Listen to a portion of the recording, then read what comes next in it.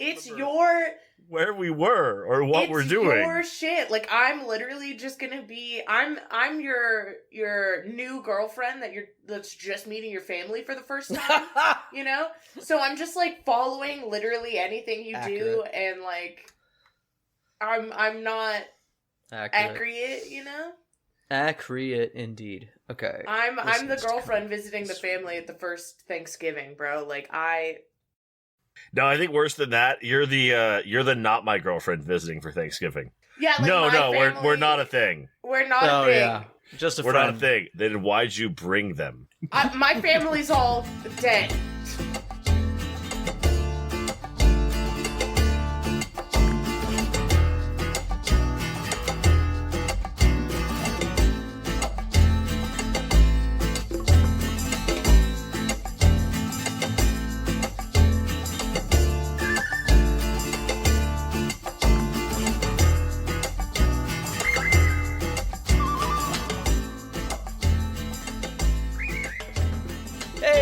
Welcome back to Torchlit Tavern. We are a real play 5th edition Dungeons & Dragons podcast focused on narrative-driven storytelling. I am your game master, aka your dungeon master, Jameson Oxford. He's the game man. Today I'm going to be playing the game of Upwards, but the rest of them will be playing D&D, and who will that be? Jeff! It's Jeff, and today I'll be, not reprising my role. Weird. I know, rare. Weird shit. Yeah? It's okay, Fishman sounds weird as fuck anyway. Let's hear a different voice. We didn't talk about this. In the spirit of yes and, I'm just gonna yes and the whole time. I don't even know who I am. Bold choice. We'll see. Like the whole thing, everything, wild. I don't even know who I am. Everybody wants the DID experience. Don't even know my stats. We're gonna make them up. I make up my stats as we go along. Speaking of the DID experience, Katie. Oh, hi, I'm Katie Mischief. I'm the most mentally ill of the group, and I will be playing Evalina Chopin, probably the least mentally ill of the group, and I will be a tiefling Claridin. We don't like when I say Palaric. A tiefling Claridin, visiting someone else's family and being real weird and unlike myself the whole time. I'll be listening to the demons that I shouldn't blow up their bathroom. That's rude, and I don't know them. Hold it in. There is only one other person, and you are just letting her swim out there in the deep water. You're a monster. I'm gonna keep going until he says something. I think she just talked about diarrhea. I did, yeah. Hey guys, it's me, your boy Ryan. I'm not here today, but if I was, playing with me would be Mitch. It's me, I'm Mitch. I play Aderu. Aderu. No, I don't know where the gag falls on that anymore. Just a frustratable druid. I think I'm just a frustratable druid. Okay. Well, that's them. They are... Jesus Christ, should we clap in again? I was trying to think if there was anything else to address before I just say take it away with Jeff. I have dark vision. Fuck. That's a spell. And a sword of warning. I recently learned that's a spell.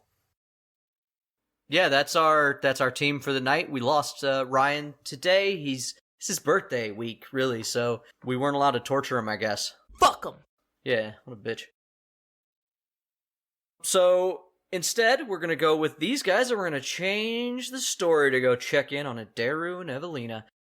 And in that light, it's not a last time on Torchlit Tavern, Jeff. I'm going to need you to hit me with the variant. The alternate? Sure. Previously on Torchlit Tavern, Blackpowder. Ooh, that one's a little more sultry. Blackpowder. It's because we fucked today. Jeff kind of sounded like a skank. Blackpowder. It's because I'm a skank. Is that skank shaming? I don't want to be skank shaming.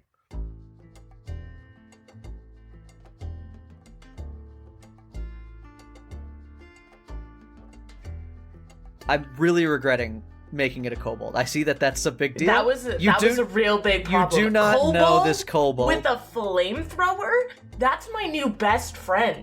Aderu uses his new ability, Misty Step. Appears into space directly behind, in between, Griddle and this Inquisitor.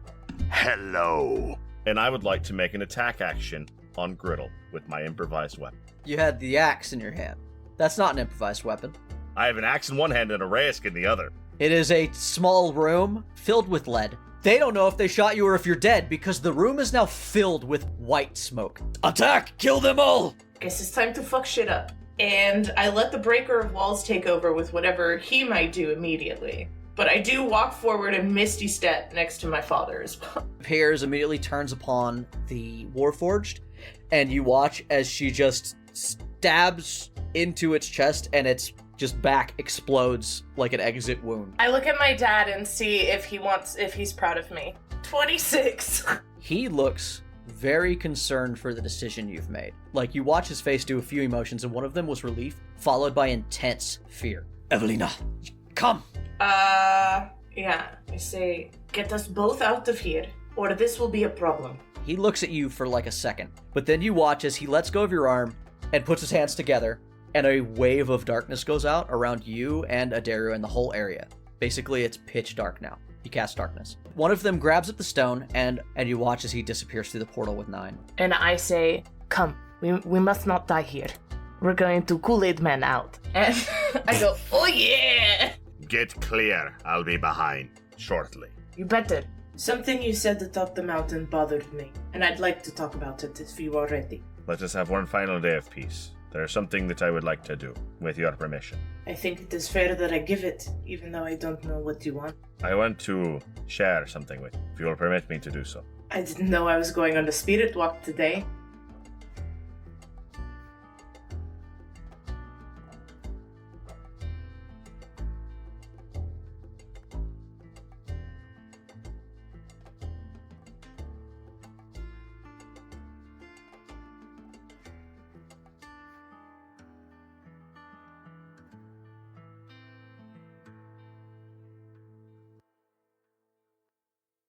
The Silverian forest is ancient and primordial.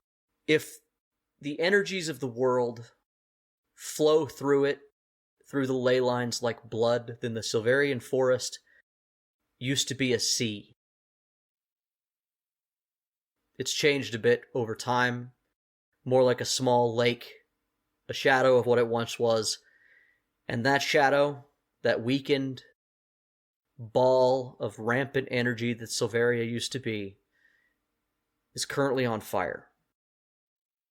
Your paths through the woods have been difficult to tread. Aderu has had to change his path as he realized that the smoke is getting thicker, and if he was to continue, he would find fire. So the last couple of days of travel have been slower, trying to find a safe passage to where he's trying to go. But at this point, you are deeper and deeper into the woods. The smoke is thick, and you guys have made camp. Sure. Just to get some rest. Yeah, we travel as much as we can when we can, and we camp when we can. We are getting close now to where my people reside, to our great tree in the middle of what is left of our forest. We must be quick, but we must be careful. I am seeking my kin, I suppose you would say, the shifters, as I believe they are most likely to be amiable to our cause. But I cannot say if we will find them, or if we will find... I cannot say what we will find. Things are amiss. We will rest here, recover a bit while we can. I fear we may go quite some time without a good rest again. Understood. I start cooking. I am not good at it. There helps. He is not good at it.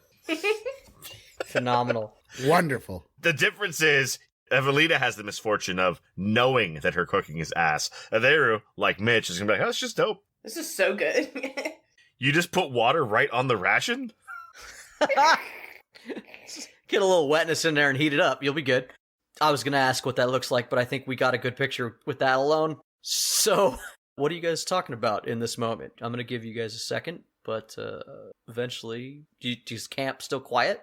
It's kind of quiet, but Evalina, once they sit down to eat, goes, so you say we are looking for the shifters, but who else could we run into? Anything I should know?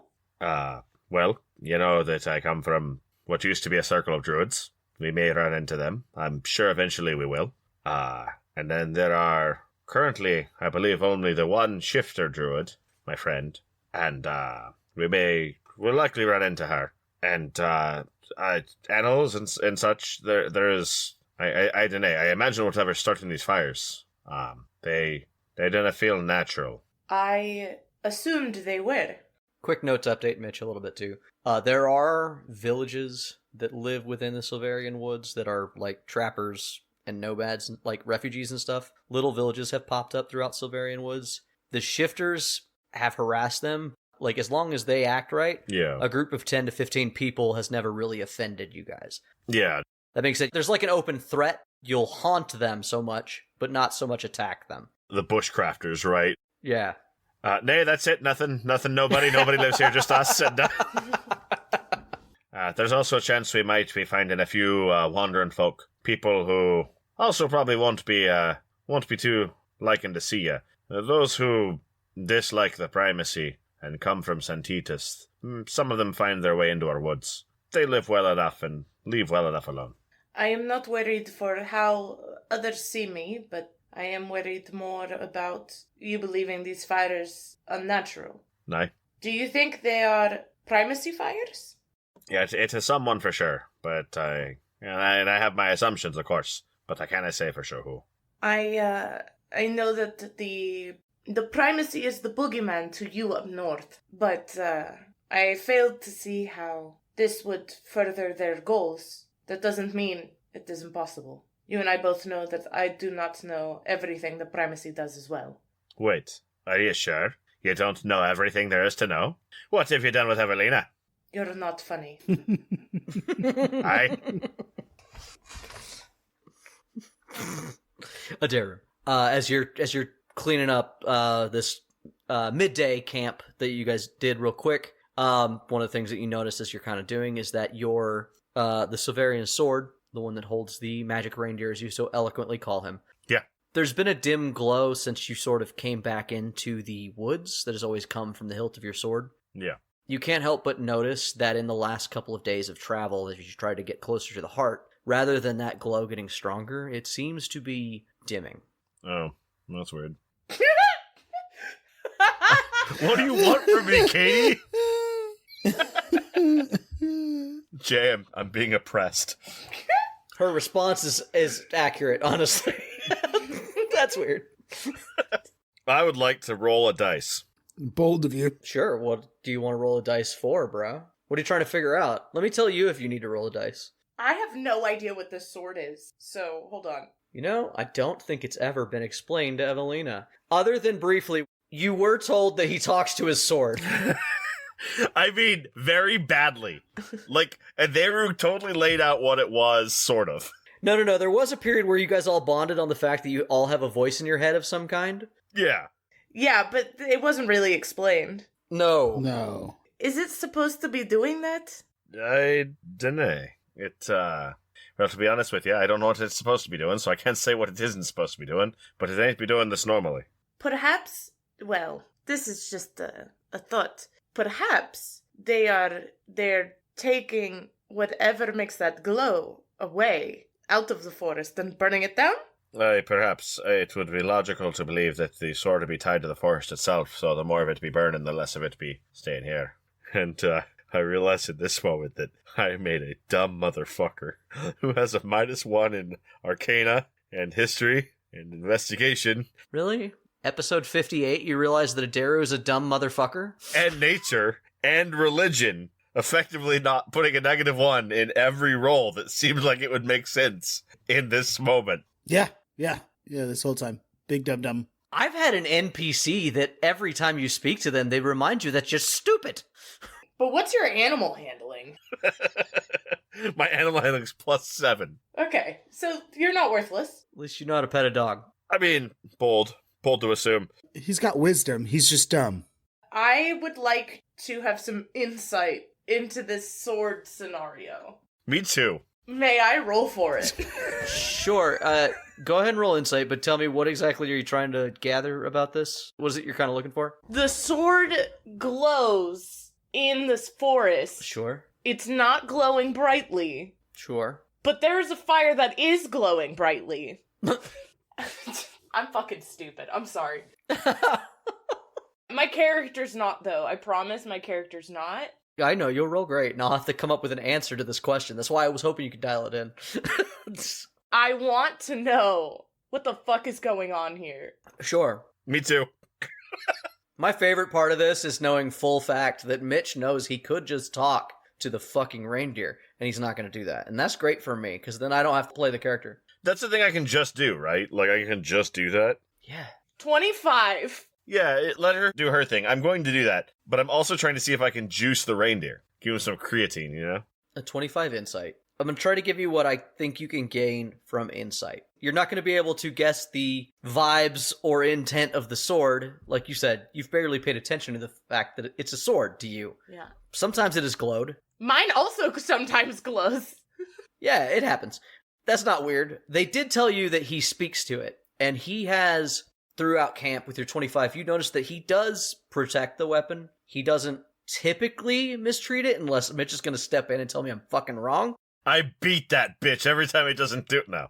I beat that sword like an unloved stepchild. Never can tell with Mitch. He's always kept it close to him. I'm a D&D player. And he has, I believe in the past, checked in with it. Yeah. In front of you. Mm-hmm. It happened once or twice. Pretty obviously. You gather that it is some sort of intelligent weapon. What he just said is that it seems to be tied to the forest. If it's tied to the forest is on fire. That's what insight will tell you. It's like, if whatever you are is tied to the forest, this forest is dying. So, there's your insight check. Direct. Straight to the point. Perfect. Can you ask it what it needs? Or where to go? If it's tied to the forest, it might know? So, I would like to either use the ambient smoke if there's enough presentable, or use the fire. Oh, yeah. And I would like to try to cast Druidcraft through the magic reindeer to allow the magic reindeer to speak to us. Oh, you want your sword to be able to communicate with her as well. Yeah, I'm trying to Wi-Fi out the sword with Druidcraft. That's smart, because I have smarter questions to ask it. Which it doesn't really do, because I tied a rock to a stick and it didn't fucking do it. Harmless sensory effects like small sounds and flickers and bullshit. Yeah, roll a... I'm gonna fuck this up. Yeah, roll me a spellcraft check. What would that be for you? Nature? I know that's a bad call, but... I attempt to help. Yeah, I've fucked up spellcraft before. I can fuck up spellcraft again. What's your spell attack roll, is what I'm saying. Oh, my spell attack roll? +7. Do that. Okay. Let's call it a spell attack roll, and... Mine's +9. I'm helping. Evalina, if you are opening yourself up to that, we can say it's with advantage for Aderu. Yeah, I'm just here to help. So I do the weird family prayer and shit with the family at Thanksgiving. I don't know. Sure. I'm almost certain that I'm going to fail the first roll. I would like to roll that, fail it, and then Evalina can help. Sure. Okay. So Adair is going to cast Druidcraft and try to commune with the sword and project the sword's presentation outward. You said I add 7? That's going to be a 12. And this is the moment you'd like Evalina to aid? Yeah. Not like that. Here, try maybe... Evalina cups the pommel. Evalina is familiar with communing with something, so yes. Perhaps if you, instead of when you're using this way that's more offensive, what we want is something that's more open. Yes, like more similar to a prayer. Have you ever done a prayer? If you organize your things like this, and I kind of move things around just a little bit to kind of make them line up, the way he had it was a bit chaotic. Adair just straight up pulled the sword out of the scabbard, held it in one hand, cast a spell with the other, and it didn't work. He's like, maybe it takes slightly more finesse than none at all. And so I put the sword down but propped up, and then I arrange certain herbs around and light a small amount of incense just to open us up to communication, as I'm able to do, and then I entreat him to try again. Come, another time, please. Take my hand. Adair does all of the things as she just... It's basically the reverse of what happened 2 days ago when Adair showed her how... Or when Adair showed her how to do it. Mm-hmm, yeah. You got this, buddy. Words are hard. I roll dice. Roll it again, bud. Is it better than your 12? So, there's a story here. Oh, no. Jay believes that dice tell stories. I do. The green dice, the one that I rolled the first time and got a 5 on, I rolled again and got a 4 on. The dice that I added for the advantage, the blue dice, i.e. Evelina's dice, came up 17. So your total is 17? No. 20.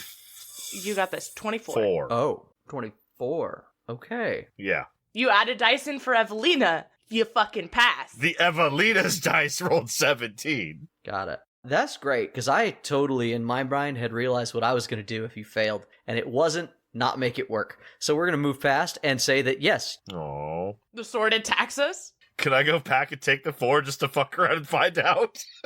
If you want. No. No, it's fine. Aderu knocks down all the shit she did, put it back the way he had it. No. Peas on it. Evelina, weird sensation. You see him sort of focus on the sword as he has in the past. Aderu, you've done this before where you've appeared in what appears to be sort of like this ghostly glade. Like it's something where like you're in this sort of light green and white cloud-like version of the woods around you, almost as if you're viewing it through a veil. Often there's mist that floats around, but what Aderu notices right away is that the entire area is smoked out. It is full of thick gray smoke that immediately blinds you and forces you to feel like you shouldn't be able to breathe, but you don't really breathe here in this mental place. Would Evalina recognize this as a planar shift? Because Katie does, but would Evalina? It is similar. Yeah, in the way that you're not physically moved there. Yeah. Yeah. I envision it more like, what's his face's tiny house? Leomund's tiny hut? Or Mordenkainen's magic lodge or whatever. Yeah. Like, I always thought of it like a pocket dimension. This feels very much like this is extra planars. It's in the same space as we currently were in, but this is the extra planar version of it, right? Yeah. It's a correlated field, yeah. Where you blink. To answer it to a concrete way, yes. In my lore, it's known as the Gray Plane, or you would also know it as the Ethereal Plane, as somebody who's played D&D forever. Yes. It is like that, but you're not physically there. Me! I played forever. Fucking nerd. Yeah. Yes. She's a nerd, yep. It's where you blink to. Yeah. It's the in-between place. You just got Doctor Stranged. Yes. Would Yes, lots of wood. Evalina know that? Would Evalina recognize that? Can I roll for it? Would you like a roll? Evelina would need to roll for that. Yeah. Arcana? Yeah, Arcana. 8. She, in her studies at the academy, has learned of the ethereal plane. She didn't go into that sort of magic, so she doesn't understand the full scope of it. But yeah, it's like, oh, this must be the ethereal plane. Yeah. I'll give you just a little bit more, because I think it's interesting. There is theories that ghosts often come from here. Yes. Ooh, ghost theories. Yes. It is interesting, and it's not exactly true. But I turn to look at my good friend Aderu. Hey, Jay, what the fuck does Aderu look like? Motherfucker didn't pack a mirror when he came here. Like, real talk. That's why I looked. What fucked up Full Metal Alchemist dog bullshit do I look like when I'm up in here? What's your astral body resemble? Oh, fuck yeah. And what does she look like, too? Shit. Yeah. That question does work both ways. You guys immediately see each other, and for the most part, you do look normal on first glance. One thing that Aderu notices about Evalina immediately is that she has a very long shadow. There's no sun here, but there is a shadow that travels out from behind her and continues on seemingly forever, and it is black. Evalina, when you look at Aderu, the first time you look at him, he looks like Aderu. The second time you look at him, you think that you see a cat bear. And if you keep your focus, either one will remain, but if you blink or look away or think about something else for too long, he changes form again. All right. I cast Magic Missile at the darkness. I cast Magic Missile at God. So I look at Aderu. Ow. And I say, A Beru. we must have traveled to the Ethereal. I have never been myself. Really? I come here all the time. Talk to my friend here. Where is your friend? This magic stag that is, You catch an arrow to your face or what? Where you at, you old bag? Aye? I cannot move. Ask where they are.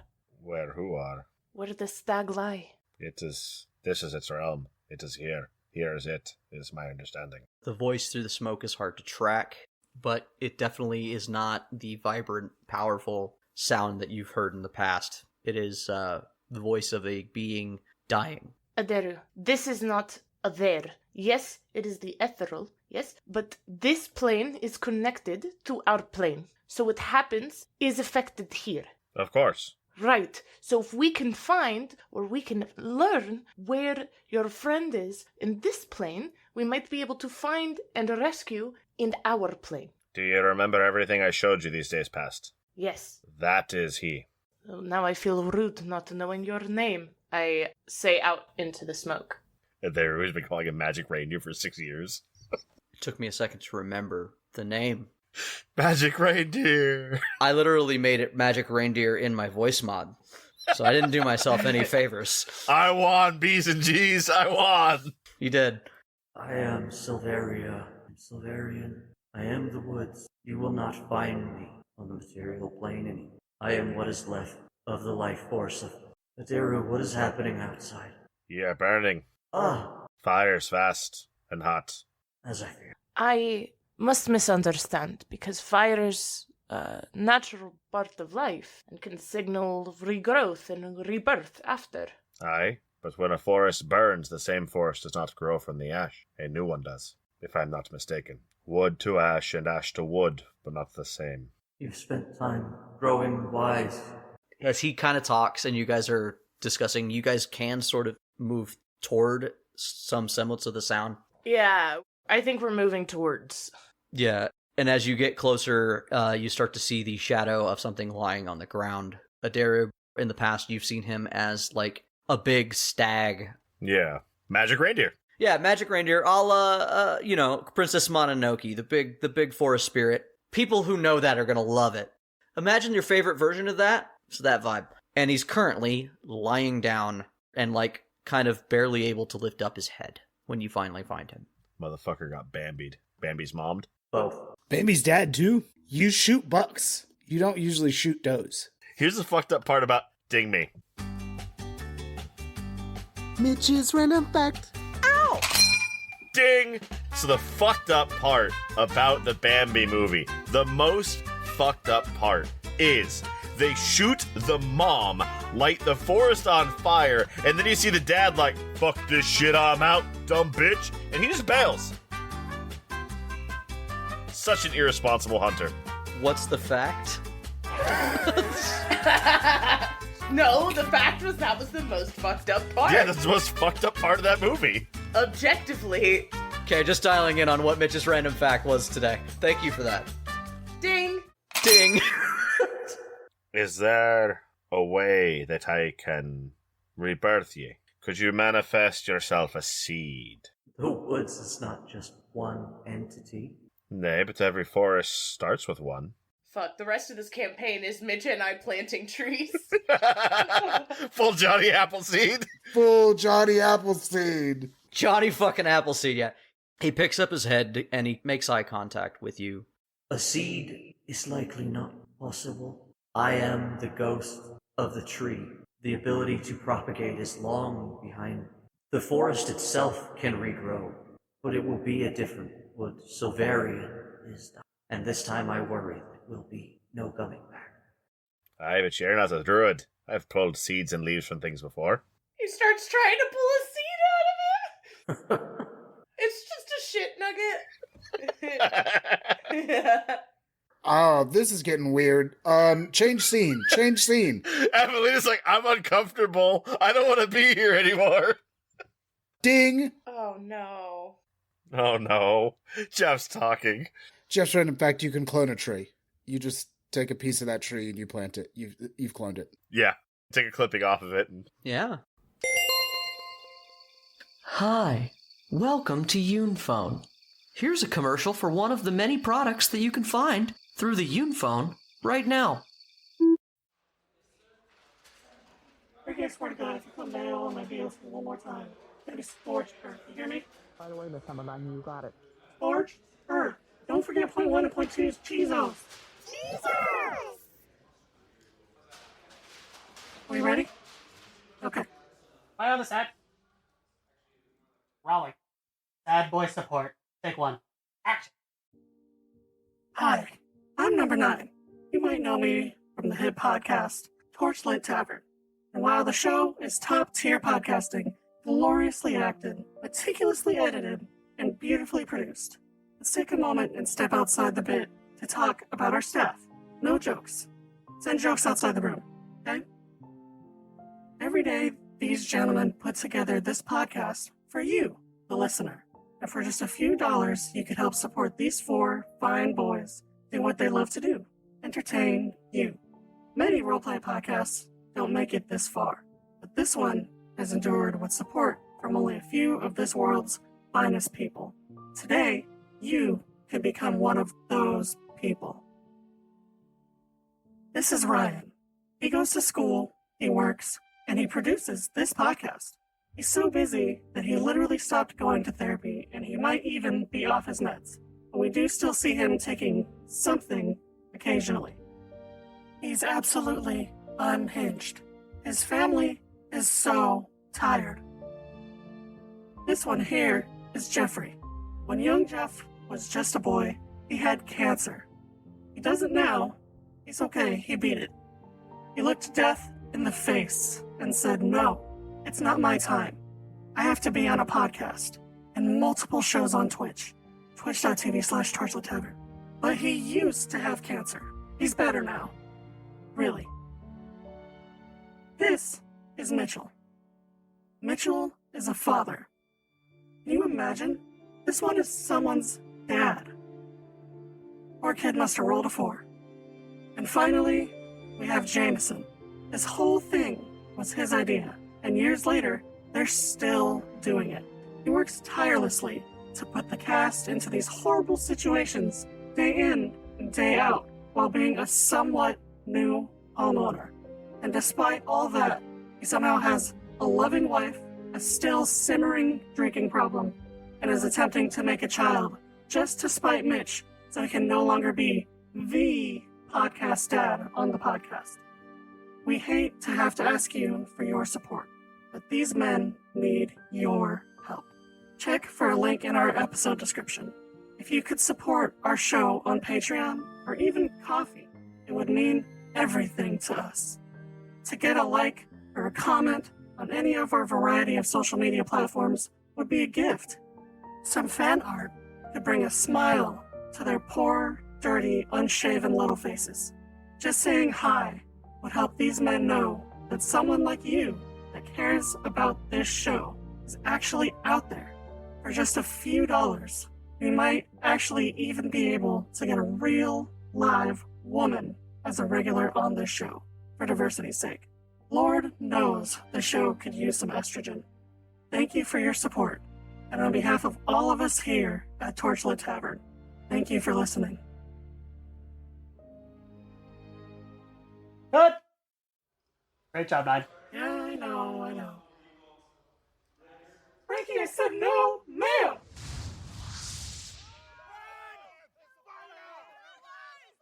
I'm going to go ahead and just say something that's important. Even here in the ethereal plane, the magic reindeer does not seem to have a particularly corporeal form. Yeah. Even here, he is a ghost. Like, he was a spirit before he had a corporeal body that was slain. This is just where his spirit has gone to weather time, like to kind of survive as best it can. Without a host, his host currently being the sword, he will die. And his life force seems to be tethered directly to the woods, which is currently burning. Currently also dying. Yeah, it's great mix. Yeah, which is also currently dying. He is fucked. I cast Spare the Dying? No effect. He's already dead. Oh yeah, technically he's undead, huh? In a weird way, yeah. It is a spirit. He's unalive. You could consecrate him, though. You could banish his ass. No. She's a priest. She could consecrate. Yeah, that'll get rid of ghosts. She could banish him too. She could do both. I cannot save you, but I could send you home. I did not ask, and Silveria is my home. To be here when it is dying is where I belong, regardless of what happens next. I have very little power left now. Do you need anything? Yeah, I need you to hold your shit together here a bit. Doing my best. Give Papa time to wrap things up here.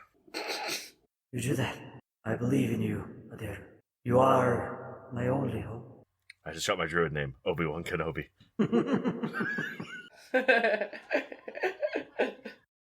Aderu bails. Okay.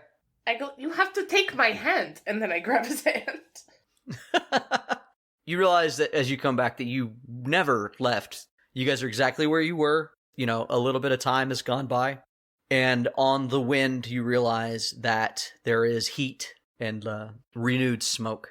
And you likely won't be able to stay here for too much longer. What do you guys do? Not stay there for too much longer.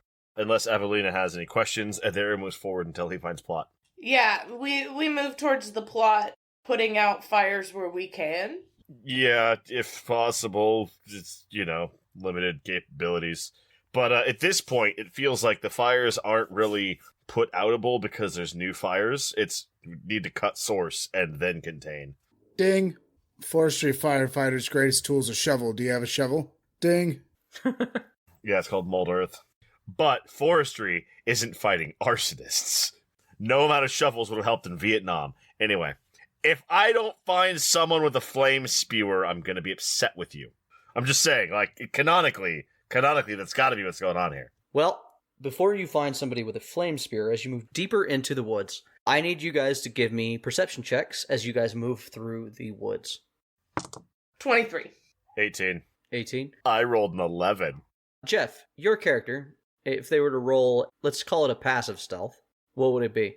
A passive stealth would be, for me, 12, because I have disadvantage on stealth. Me too. Oh, wow. So yeah, as you guys are moving through the woods, you and Aderu both duck into some underbrush as you guys sense another person running the opposite way towards you through the woods. Jeff, would you like to introduce your new character? Certainly. What do they see? What they see is, well, to be frank, they see a tiefling. Stab. But I think that what Evalina sees is not what she's used to by any means when it comes to a tiefling. We've talked about how primacy tieflings are very sort of stereotypical red tieflings. I don't think this one's red. Red-skinned, varying horns. Further generations start to get the bone structures. I have a tail, for sure. I'm the most tieflingest tiefling. Yeah. You have a tail? This is the first we've heard of it. It's little. I don't show it off. Okay. But my parents were really proud of it. It's butt plug length. It's almost pug-like. Okay. All right. It's a little spiral above her butt crack. Yeah, it's not cute. It's not cute, but... Little pigtail. Yeah. It's awkward in armor. Makes pants suck. Tieflings in the primacy value looking the most tiefling-like, right? Like the most red skin, the biggest horns. So me having a tail was very celebrated by my father. I have dark red skin. I have sharp horns. Okay. Which is a primacy tiefling sign of beauty. I bet she files that shit too. I bet they're not even natural. They are, asshole. So anyway. I heard that Evalina had a doctor file them sharper. Yeah, they want to say that. So how does this tiefling differ from the primacy tieflings? I think this tiefling differs in several ways from primacy tieflings. I think, first off, it makes more sense to me that he doesn't have red skin. Are you gray? I think it's probably like a yellow or a bronze even. Okay. Like an Azamar, kind of how they're depicted. Not like bronze in a shiny way, like a ruddy... Antique. I was thinking you'd either be brown or gray. You're jaundiced, bro. Jaundiced. Get your liver checked. Like a yellowy or a bronze almost, I think. But it's not like... Burnt umber? Maybe even a burnt umber. I wouldn't call it like metallic looking though, for sure. Ochre. Honestly, jaundice is a color that works for a tiefling in my mind. Yeah, but like darker than jaundice too. Like more vibrant. A little darker than that, but still, it's a good place to start. Yeah, more vibrant than that. Sure. A tanned jaundice. Yeah. Yeah, I think it's different. Sure. He's got bigger horns than you've probably ever seen. He's got protruding cheekbones. He's got almost orc-like tusks but like in uppers and lowers. So like tieflings have fangs, but he's got bigger or lower fangs than upper fangs. Mm-hmm. He's got a huge pair of like almost dragon-like wings on his back. Oh shit. And a tail. Okay. A tail-ass tail. Yeah, a tail-ass tail. Like a fucking winged Krampus. So what we're saying is that Katie just said that other tieflings really prize the sort of extreme devilish features. And a specimen has just walked into the glade. Yeah, but his attire is very much not like that. Not like us. Not primacy, I should say. I unstab him. Okay. I unstab him. Congrats on being unstabbed. Nice. We're workshopping it. We're ruling it out. His attire definitely doesn't look anything like primacy. He is wearing armor. He's got like chainmail, but the clothes underneath it and over top are sort of very, very rustic, very almost woodsy. There is some like sort of fineness to it, but you could tell it's like specifically Evalina can be like, that wasn't crafted in the primacy. Like, no way. They don't know that's not what any of them are doing or know how to do. Finely made, but handcrafted kind of deal. Mm-hmm. And handcrafted by craftsmen from a different area. Like, if you've seen two different craftspeople from different parts of the world, you're like, okay, that's different. Clearly different. Yeah, different style. In his hands is a large, heavy crossbow. Slung on his back is another. He's got a cloak that's bunched up around his neck instead of the hood being on because he's got these long horns. You know what? I like the idea of a winged Krampus. So they're long, almost ram-like horns that go back around his head. And on his hip is a quiver filled with bolts that seems to be secured tightly so that when he's running, it doesn't like rattle or flop around too much. And he's moving with some quickness. You're not sure if those wings work, but he's not currently using them. Oh, and also, he doesn't have like normal colored pupils either. He's a main character, Jeff. We get it. I'm just saying, like, it's just like, I think that this is far removed from what you would know as humanoid in your experience for both of you. Like I said, I was about to stab you. That was ready. Yeah. That thing's weird. Yeah. You looked like one of those people, but then you looked so fucking weird you didn't look like one of those people. Right. One of yours? No. That thing's weird. We should stop it, though. There steps out. You in trouble, friend? You be making fires or fleeing them? I won't fleeing them. Definitely fleeing them. Aye. Who are you? You making a fleet? Not yet. I'm here to fix things. All right. This be my home. We're fighting. Are you fighting? Not fleeing? Interesting. Aye, these are my woods. I raise my crossbow at Evalina and I go, looks like you're fighting. You're not from round here. If you don't be recognizing my kin, then you ain't either. These are my woods. You be living in them. I recognize you. Aye. I like you. And I want you. But you, I'm gonna hurt you. No, you're not. I didn't have time for this. I have things I must be doing. If you'd like aid, we may try to aid ye. If you need primacy. But if you be wanting trouble, I ain't the time to give you for it. You understand? Weird of you to ask me if I'm with the primacy. Walking around with one of them. Aye. Do you not know what undercover means? Or perhaps understand that these robes are magic, and you could slay one and put it on, yes? Sure, but you can't slay one and put their skin on. Your skin tells the story. I could say the same to you. I know.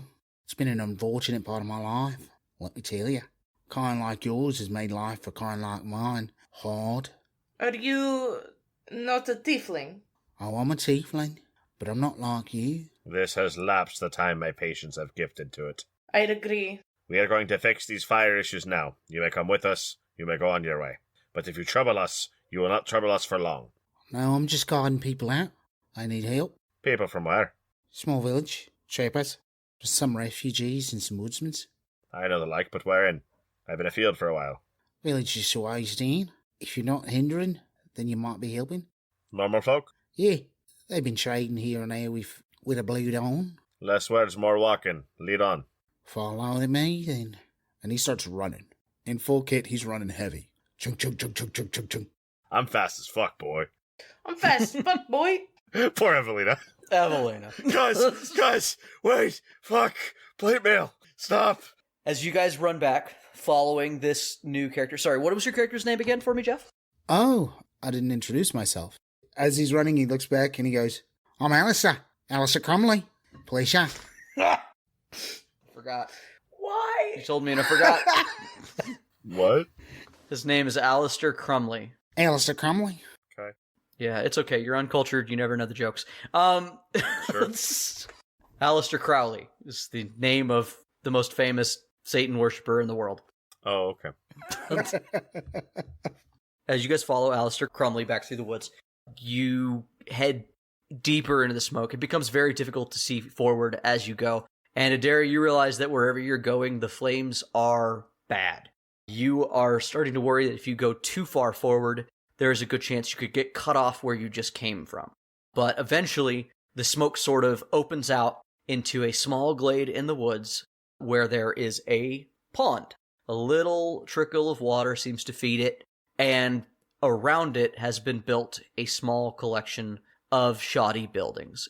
Aderu is not unfamiliar with groups of people living out in the woods as trappers and woodsmen, and often people hiding from the primacy will come live in these small villages deep in Silverian woods because it's a good place to hide out, and you can make a meager life here. Young Aderu's favorite part is when primacy enforcers would come into the woods to find these people. Yeah. Sorry, I misdescribed earlier, by the way. I'm wearing half plate, not chain. That's important for later.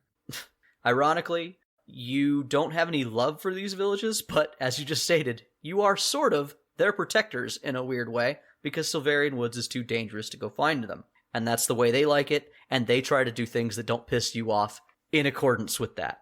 So as you come into this place, and you see that some of the buildings have already caught fire from stray ash that has blown this way, and the entire northern side of this village is just on fire as you sort of come from the southeast.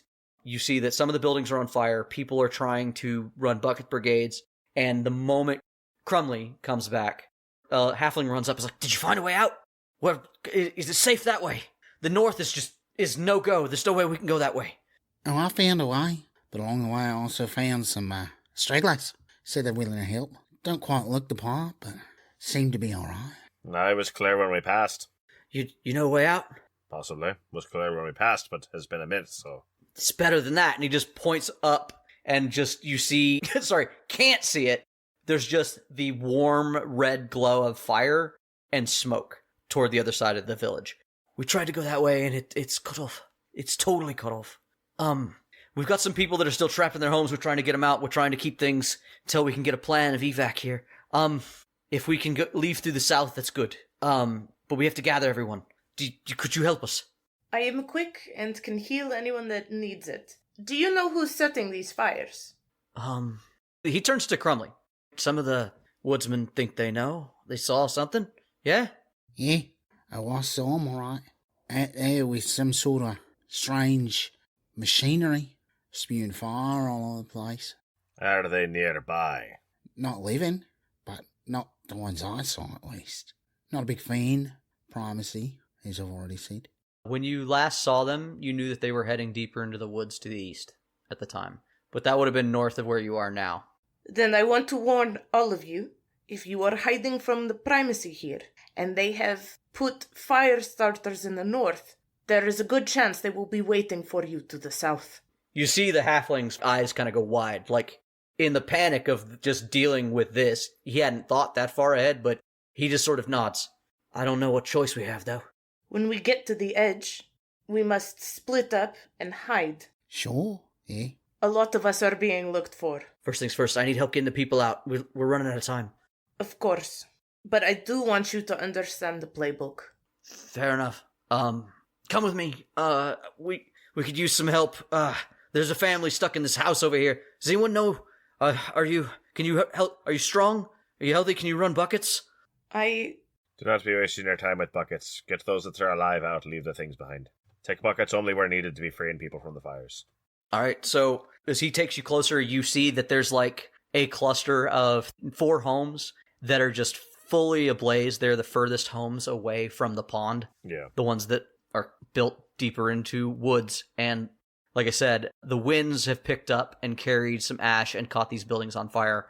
You see the first two, one of them, like you said, they've already been tossing water like through the doorway, just trying to clear an exit path, right? Like they're not trying to put out the fire. They just are trying to get the people out. Yeah. The first home looks like they're getting people out. The second house looks like they are losing the fight. The one furthest away and the third one down this road are the worst on fire. The fourth home looks like it. Aderu looks at it and thinks if anybody's in there, it might be too late.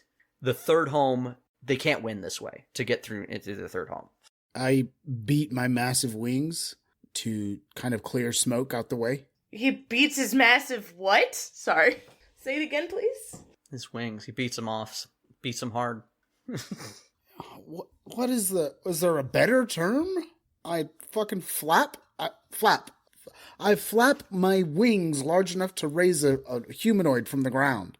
They fucking create a stream of air that clears some fucking smoke.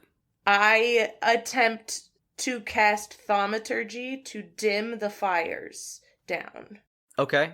There is a limit to thaumaturgy. It is just a cantrip. It's a 5-foot cube, I think. I wouldn't be able to put him out, but I would be able to maybe make it easier to go out. Where do you cast it? Which house are you helping with? Let me make sure that I understand what's going on. There's 4 houses. Yes. Fully ablaze. That are all on fire. Yes. House 4 is fucked. House 4 is very far back. Doesn't look good. House 4 is fucked. House 3, we're pretty sure they won't be able to unfuck.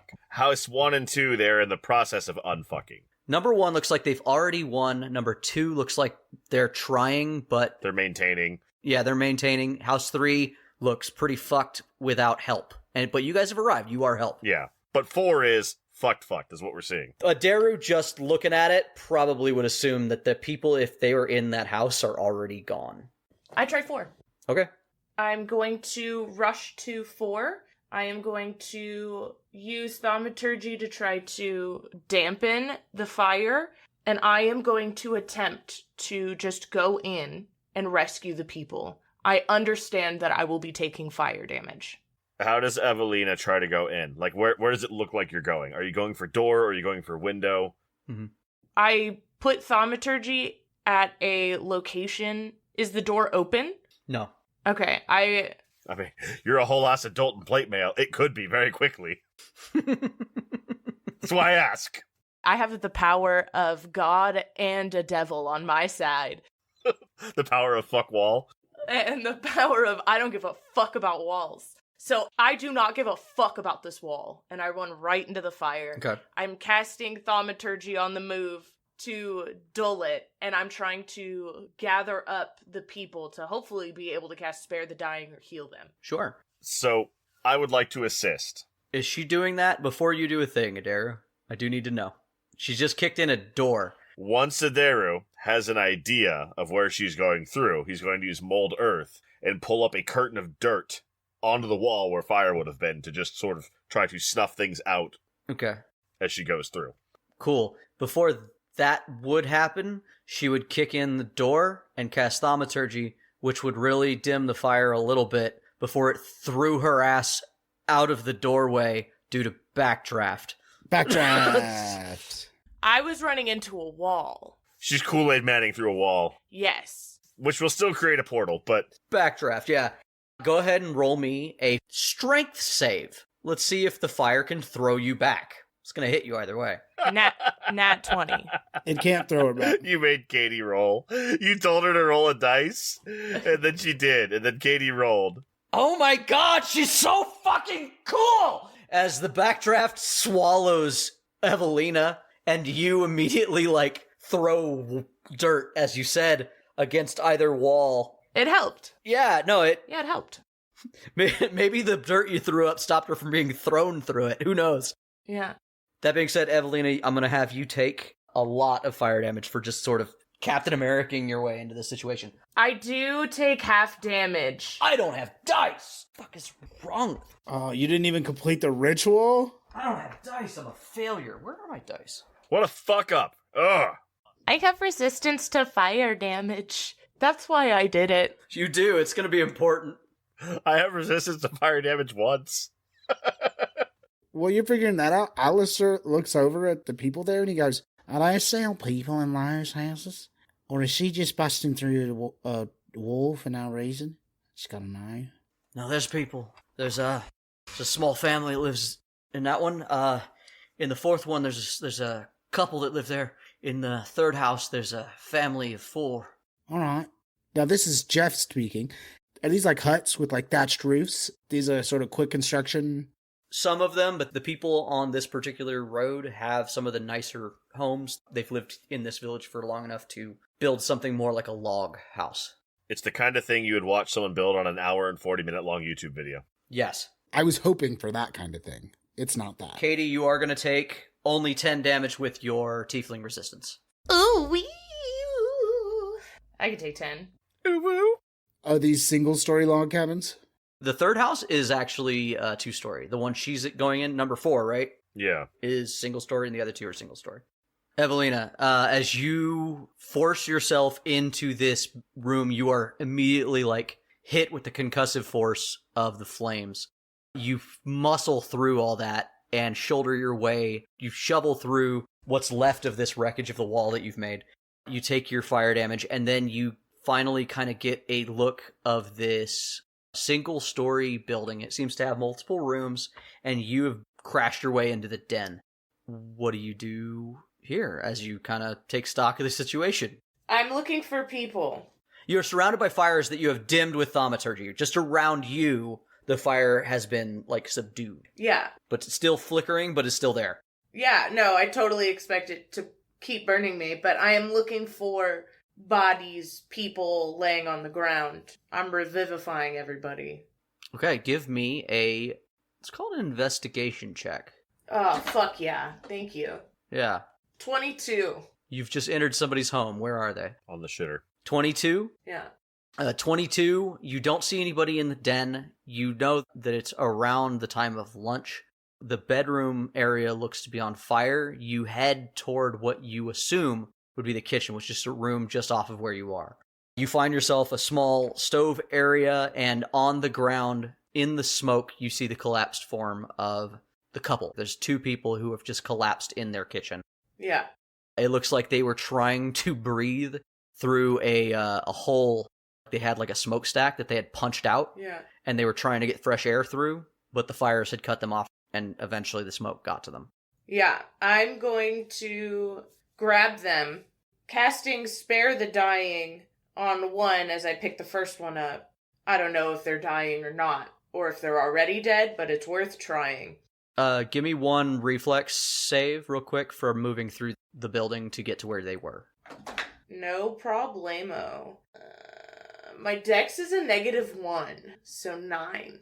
Okay, yeah, it's definitely while moving through. More fire, yeah? Yeah, some timbers just fell down as you were crossing from one room to the other. Ooh, that's a good roll for me. Good. That's a 18, 25. You're going to take 13 fire damage total. Alrighty. Now you're there and you're grabbing them. I pick them up, and then I just walk out the nearest wall. Just continue your way. Alright, give me a nice attack roll real quick. Just for the flair. Oh, I beat the fuck out of that wall. Also, in the past, you've had to smite your way through a wall. I'll burn him the smites, that's fine. Okay. We can skip to the damage part. You can hit a wall. Yeah. I hit the wall for sure. It was... Yeah. A smite damage. Your smite damage currently does double damage to inanimate objects and constructs. Yeah. 30. Yeah. Just wanted to hear that number. Yeah, so that wall just sort of caves in and crumbles. You just wanted to get used to my smite damage. Get used to it. Yeah. Ease into it. I know it feels good to roll it too. Aderu, you cast Mold Earth, you kind of poked your head in, saw her just sort of walk through the fucking flames looking for these people. I didn't go in there. Fuck that. I'll let the crazy lady do that. You would have been able to see it from where you were. Yes, no. Sure, she'll be fine. You watched her just disappear, and then you hear the vague sound a moment later of the other wall apparently getting blasted through. I imagine the house collapses in short order after she takes out 2 load-bearing structures. What did Alistair do? Because he was flying off to somewhere last time we saw him. What does he do? Yeah, Alistair's gonna fly through the second-story window of the third house. Just bust in there, where it's less likely to have, a backdraft or something crazy like that. The third house? Yeah. Alistair, as you enter through the window, you see that the upstairs hadn't fully been engulfed. Like, one side of it has. The side between you and a couple of kids, you do not see their parents. But also with these kids, you see picking them up as you enter is a man that you've recently run into in this town. Someone who's passing through by the name of Eric the Barbarian. Leave him. Let him die. Oh, good, some help. Yeah. Yeah, You want to take these kids? yeah, of course. And I let my heavy crossbow, which is on a sling around my, like a gun. You know what I'm saying? 2-point sling. And I pick up children. Sure. Yeah, it is a 2-point sling. Ding. And I pick up some children. He throws you the kids because there's a fire between you and him. Yeah. He literally just gives them both like the underarm. Just huck. Yeah. Light one first. I catch him. Heavy one second. Second. How strong are you? Got him. Not crazy strong, but strong enough. I got a 14 strength. Strong enough to catch a couple kids? Cool. You get them out of here. I'll see if I can't find their parents. Sounds good. And I take one under each arm. I wrap my wings around us all and just jump out through the window again. Aderu. Yep. After casting Mold Earth in her wake, what do you do? So she's handling house 4. Yes. Wingman is handling house 3, as far as I can tell. He flew up there and you saw it, yes. What was the status of 1 and 2? Like, I know they were working on them, but like, what are they doing? They were literally just carrying buckets of water to try to make a pathway through the homes. Like, they had to put out enough fire to get in. It's slow going. Like, it's not great. It doesn't look like they have a lot of buckets. You know what I mean? Like... Yeah. What are these houses? Are these 1 stories, 2 stories? What are we looking at here? If you're looking at 1 and 2, they're both 1-story houses. 2 is a smaller home than 1. About half the size. All right. Yeah, and as far as you know, they've started work on 2, but when you got there, it looked like they had just begun trying to get buckets of water to it. Aderu is going to assist with number 2 by basically magic scrubbing the fire with just a 5-foot cube of dirt. Okay. We're going to go power wash simulator with dirt on the fire. So we're using Mold Earth to just smother. Just move a curtain of dirt across the surfaces and just smother it, yeah. Okay. Just right through the front fucking door? Yeah. Okay. Just, whatever I can see. They already had the front door open. They're trying to get water in it. You see the dudes that are, like, carrying some buckets are like, what the fuck? And they, like, move out of the way of your wall of dirt. Fuck, man. Wall of dirt's pretty effective, but slow. Oh, no. You know what it is? Silver Surfer. And there's going to pull the Silver Surfer. He's just going to make himself, like, a trail of dirt that he's walking on to go in to find people. How fast can you mold earth in any direction? Not fast. Yeah. Not fast. It's effective, but slow going, I believe, correct? Yes. Yeah. How far can you go? I do need to know. 5 feet. 5 feet per round or whatever? Okay. Yeah. Cool. All right. Aderu, you make perfectly acceptable, steady pace into this home. It's faster than they were going, and that's all that matters. Evalina, you bring the 2 people down the road. They are heavy, but you are very strong. You are encumbered, but you are dragging them down the road, and pretty soon you see some people see you come out of the smoke and flames of the northern area of town, and they rush to help you. And you get a couple of them on the shoulders of some other people. While carrying them, you did not see any sign that either one of them was alive or conscious. You didn't really get a good look at them, but you are concerned that at least one of them may already be dead. What do you do? Revivify. Revivify? Just straight up? Okay. Yeah.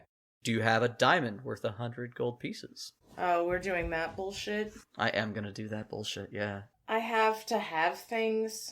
Okay. You have to have things. If it's got money on it, yeah. When I picked them up, I did cast Spare the Dying. Spare the dying, yes. Okay, so if there was one dying, you know that they would not be. Yeah. If they were dying, they aren't. Yes. If they were dead. Yeah, so I would know if one was dead and one was dying. Yeah.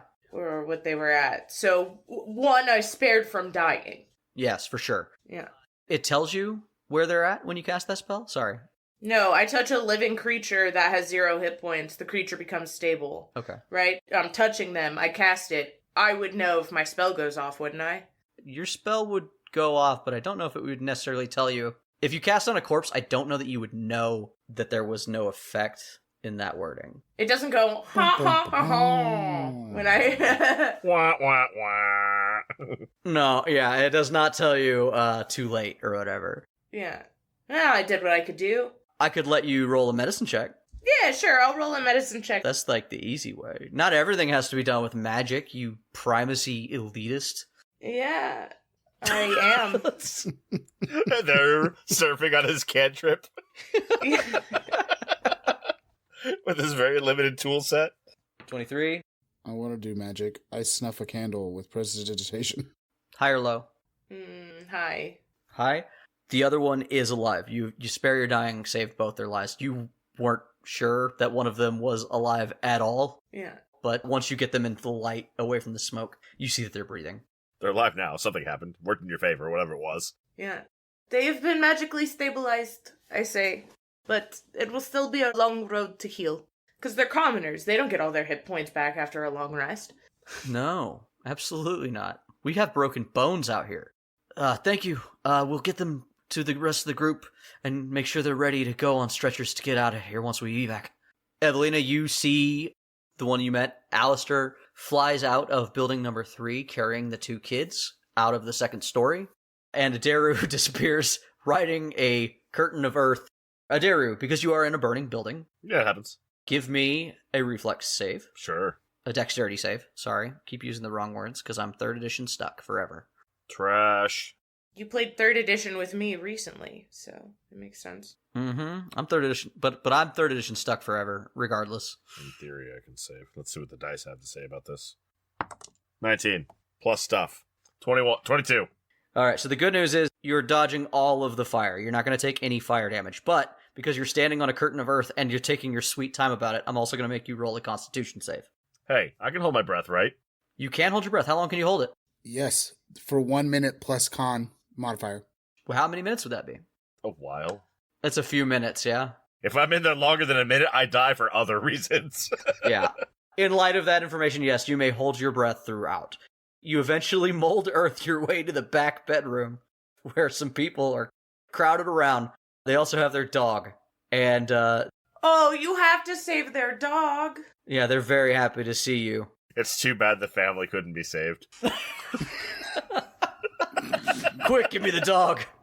I'm here to save you. Thank you. Not you, stupid. Falls off the room with a mold earth and keeps going. All right. All right, what's in this room? Do we got windows or whatever? Like, what are we looking at here? No, the great news about yours is that while it was slow and steady, it also left a fucking trail out. Like, you can walk out. Yeah, we can just kind of go back that way, right? Like, You smothered fire, yeah. yeah. They had a window, but it was too small to escape from. They had broken it to get smoke to go out, but Yeah. it was like a little quality of life air window kind of a thing in their log cabin. It's the don't suffocate and die window. Exactly. The fresh air window. And so they follow you out once you clear the path. Yeah. As you guys are all stepping out of building 3 through the front door leaps the figure of Eric the Barbarian directly in front of Aderu, landing in front of you, carrying what looks to be a man who he immediately throws away from him, and as he's leaping out, he looks like he's wearing a cloak of flames that are just on his back. You can tell that Eric's back is fully engulfed. So he drops the old man? Yeah. Gust of wind. I blow right back in. Fuck this guy. You fuck Eric? That's it. That's a wrap. I fixed it. I finally got him. Eric flies back through the door in the opposite of a backdraft. Front door, back door, no more problem. Eric solved. We got this. We're good. Finally. I have to know if you're kidding or not. Do you do that for real? No. Sure. Eric doesn't like him, but he has no reason to murder him like that. Yet. Eric lands in front of you, throws the guy down, looks up, and he's like, "Oh, hey, a little help." And he points at his back, and you realize that on his back is not just fire. The fire has eyeballs. It looks like there is a flame elemental on his ass. Guys, we have to save the flame elemental. Yeah, we have to save the fire elemental from Eric. Quick, save the napalm elemental. Well, let me tell you, that's a campfire that prestidigitation can't put out. Can I shoot it? I'll shoot it. Yeah, you can try to shoot it if that's what you want. It's literally on his back. Fuck him. I don't care. I'm so good at this shit. Eric has been very helpful to you every chance he can, Alistair, just for the record. Alistair has known him for just under a week. He was passing through. He apparently dropped somebody off in a neighboring town. You misunderstand how fucking good at this shit I am. Oh, yeah? Yeah. I have a plus 12 to all my attack rolls. Sure. 26. And also, there's no cover from me. So that thing gets hit with a fucking heavy crossbow bolt. Okay. To the face. It's going to take 16 damage. Amazing. Is that magical piercing? Of course not. Yes, because I'm an arcane archer. All my arrows are magic. All right, cool. All right, 16 damage, and it totally works because he only resists piercing from non-magical attacks. Sick. Do you want me to shoot it again? Because I could do that twice in a round. No, it's actually going to be Aderu's turn. I rolled your initiative for you since you guys just jumped into a combat. That's fair. I rolled like shit. That's fucking frustrating. 2d6, and I rolled a 3. So Aderu's going to interact with an object, punch Eric in the nuts, and then cast a spell. It's a greeting, right? Yeah, sack tap. Hello! When Eric keels over from being nut-shotted. Yeah. Oh, good to see you, Aderu! Aderu is going to cast Frostbite on the fire elemental, doing 3 cold damage. Ooh, big numbers. Yeah. 3 cold. Yeah, I could have rolled that on 1d6. He's so chilly. All right. Does he take double cold damage? Hey, you want to know what's stupid about 5th edition? Everything.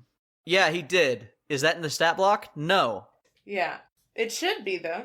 Did I just make him take double damage? You're goddamn right I did. Because he's a fucking fire elemental. Because it makes fucking sense. That's how it should be. He should take double cold damage. Wizards of the Coast, you fuck up so much. All the time. All right. So you cast a spell. You interacted with his sack. Yeah. Is that the end of your turn? Yes. Okay.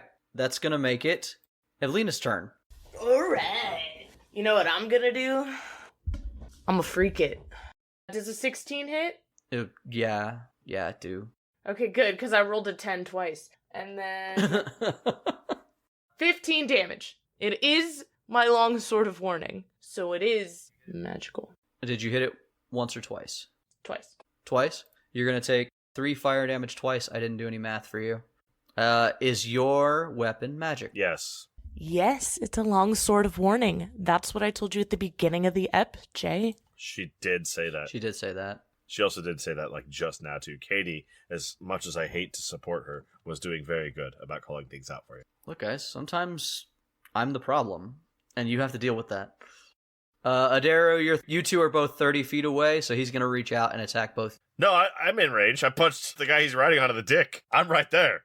Oh, okay. Then it's going to attack Evalina and Aderu with its touch attack. This is a 30-foot touch attack? That's a nat 1 for Evalina. That tracks. Yeah, 18 plus 6 against Aderu. Is that more than 19? Definitely. I believe if I was to bother with the math, it would be. It's going to be 12 fire damage. I mean, I'd rather that didn't happen, but, like, also whatever, I guess. Yeah. And that's going to make it Alistair's turn again. Sick, because I didn't get a full turn last time. Oh, sorry. Somebody who's not on here. Eric immediately does what anyone should do when they're on fire. Screams and runs in a circle. No. Stop, drops, and rolls. Yeah, he's going to just immediately body slam this fire elemental onto his back and start rolling around on the ground. And I'm just going to call that a grapple check. Yeah, that's a full round action, technically. Sure. But yeah, you could roll a grapple for it, but that is considered a full round action in D&D. Yeah, you can just do that. Yeah, but he's also not on fire. He has a fire elemental on his back. So I'm going to call it a grapple check. He proceeds to try to smoosh it out on the ground. He does 4 damage to it, and it lets go. And he rolls away from the fire elemental and gets away from it. Now it is Alistair's turn. Sick. I shoot it. Pretty sure 18 hits. Sure does. It takes 7 damage. 7 damage is good. I shoot it again. Oh shit, you can do that twice? Yes. Yeah, that's why you said you didn't let him do a full action last time, because you said, okay, can I shoot it again? And you were like, no, moving on. But it was part of his attack action still. Mm-hmm. He also didn't roll initiative, so I don't feel bad about it. Yeah, I'm not mad about it. I'm just happy I get a full turn this time. I shoot it again. I let him go first because he said he did something first, so he goes. I'm sure a dirty 20 hits. Oh, yeah. And this time, 10 damage. That's much better than last time. Stop it. This is my fire elemental. I love him. You guys said you were going to save it. I would have, if anybody else went along with that. I like fire elementals. She does. It's not too late. Aderu. I did slap him in the dick with cold, but that was just because I'm entitled to assist the other guy. So there is going to say in Druidic, "Begone and be well, stay and be gone." And he's going to blast this guy again with the same spell. Do you want to roll me a DC 15 check to see if he saves? Sure. Why is that? We didn't do it last time. Mm-hmm. It's because the save was tied up with Jeff's second crossbow attack. What kind of save was it? Con. Yeah, that's an 8. That's a fail. He takes 6 cold damage and has disadvantage on attacks. Ooh, okay. Sorry, D&D 5th is weird. Disadvantage on the next weapon attack roll it makes before the end of its next turn. Cool. D&D's stupid. Yeah, it looks upset at being hit with all of that and then the cold blast of wind to its face. Evalina. I asked him to leave. He didn't break initiative and leave? What a loser. Yeah, he's last. I know. 18 more damage. 18 more? Okay. Yeah. I don't speak Druidic. I don't know that you entreated it to leave, so... Nope. But what you do see after you blast it in the face that second time, you already did both attacks? You done? Yeah. Oh, you hit it, right? Melees? Mm-hmm. Mm-hmm. It's going to be another couple of fire damage. 4 and 2. And with that, you see that it turns, and with its speed of fucking 50, it's going to disengage and just dive at the nearest burnable thing. It makes like a weird hissing sound, like coals that are trying to be smothered, and then it just sort of attacks a nearby street sign and tries to light it on fire, like 50 feet away from you guys. Jay just described a creeper sound. We're going to have to kill this thing. Now we have to kill the thing. Yeah. It lights a street sign on fire. It's a matter of honor now. I'm punching that light pole at the bottom. Yeah, punch the pole until it falls down. That's the end of its turn, because it just disengaged and ran, so... Is it more than 400 feet away? Because if it's not, I could kill it still. No. No, 50. I could kill it still. You can. You should then. I raise my crossbow, and as a free action, I say, Do we want it dead? It's not important. It lit me on fire, so yeah. If you want to go punch the wildfire, you're welcome to do so, but it doesn't give us no good to be doing it here. It's a waste of time.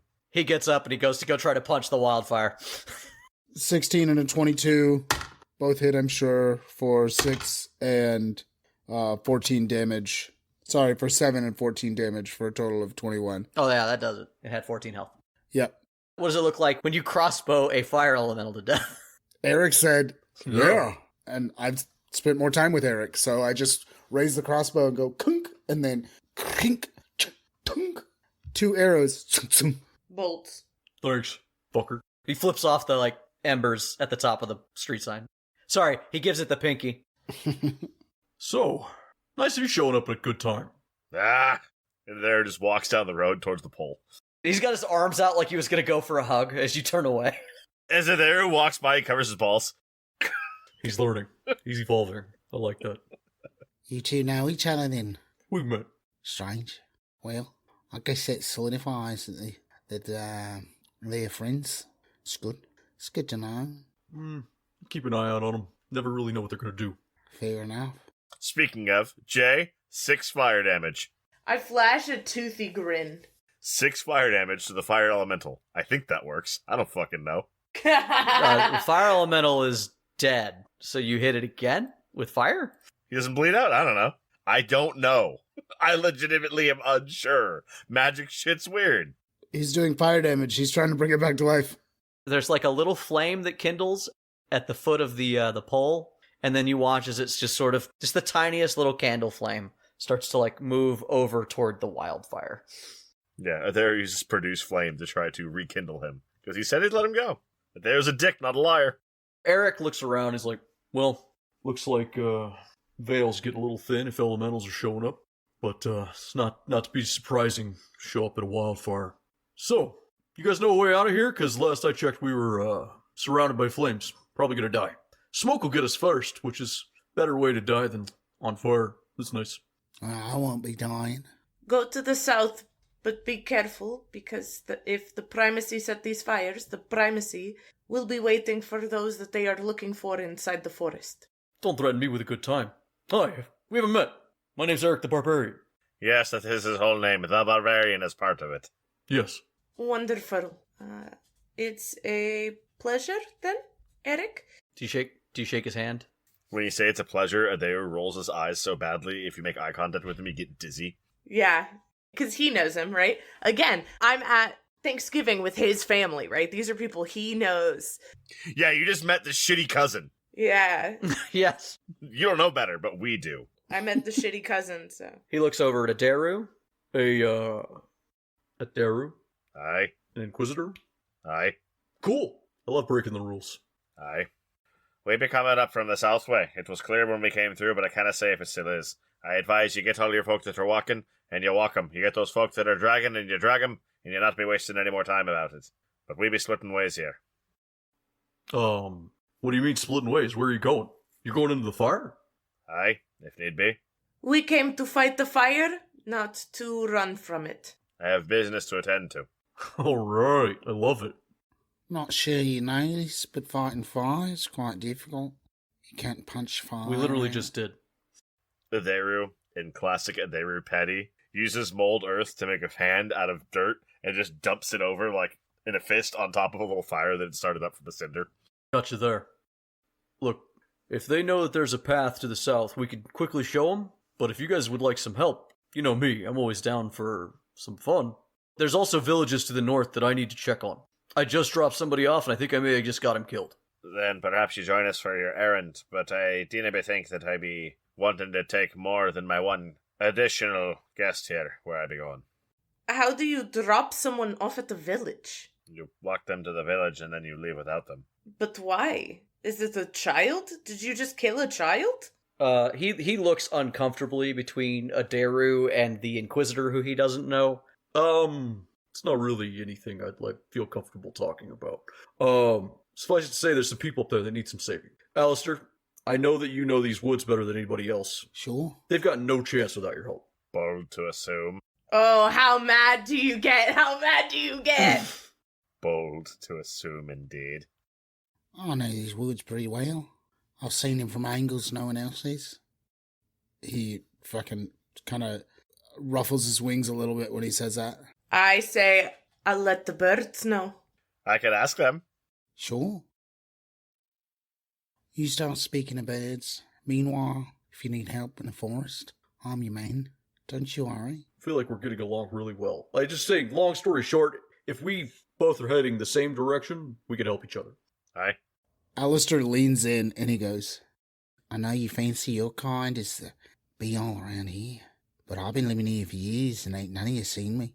So, maybe consider that. Well, let's be going then. Sure, let's go. Huzzah! Adventure. It awaits.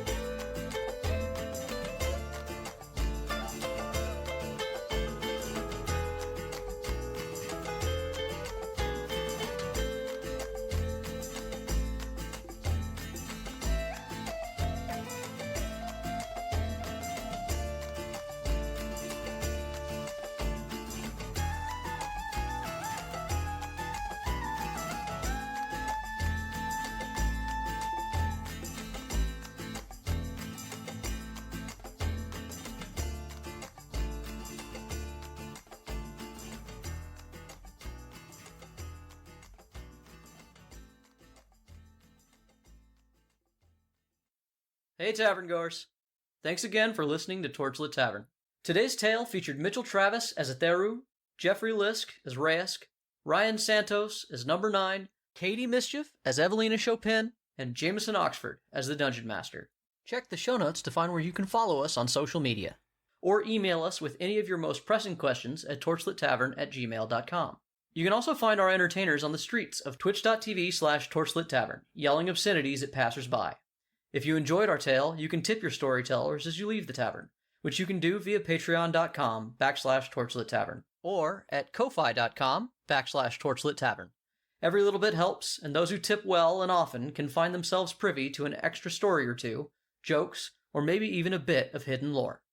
Our story continues to grow all the time, and though we have no designs on a vast empire, your help is always appreciated.